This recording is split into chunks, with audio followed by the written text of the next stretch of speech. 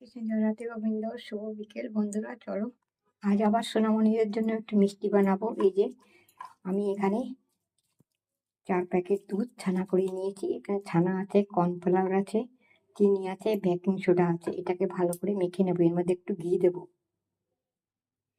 একটু ঘি দিয়েছি 2 চামচ। এভাবে মেখে নেবো এটাকে ভালো করে। এটা আমার ভালো করে মুড়ে নেওয়া হয়ে গেছে। আমি এবারে ঘি দিয়ে পরে 10 মিনিট রেস্টে রেখে দেবো ঢাকা দিয়ে। তারপরে ফিরে আসছি। চলো এবারে রেস্ট হয়ে গেছে। এবারে এগুলো মিষ্টিগুলো আমি বানিয়ে নেব। এমনি গোল গোল করে আমি এরকম লম্বা লম্বা করে নেব। এই যে এরকম করে নিয়েছি।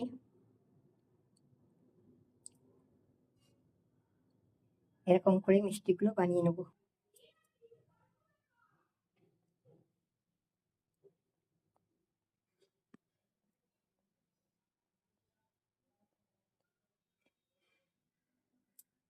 না, কড়াইতে আমি সাদা তেল আর ঘি দিয়ে দিয়েছি। আর এখানে আমার মিষ্টিগুলো বানানো হয়ে গেছে। এবার মিষ্টিগুলো তেলে ছেড়ে দেবো।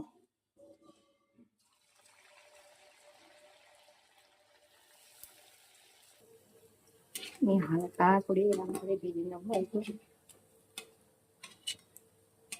ফুলে উঠে দেখছো।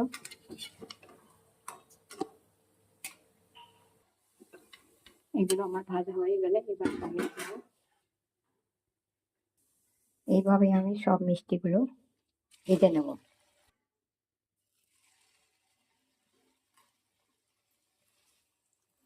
আমার এগুলো হয়ে গেছে মিষ্টিগুলো বানানো। এবারে আমি এখানে ছোট বাটি 2 বাটি জল দিলাম আর 2 বাটি চিনি। এর মধ্যে একটা ছোট এলাচ দিয়ে দেবো। এটাকে হালকা রস বানিয়ে নেব। সামান্য একটু লেবুর রস দিয়ে দিলাম, ছোট এলাচ দিয়েছি।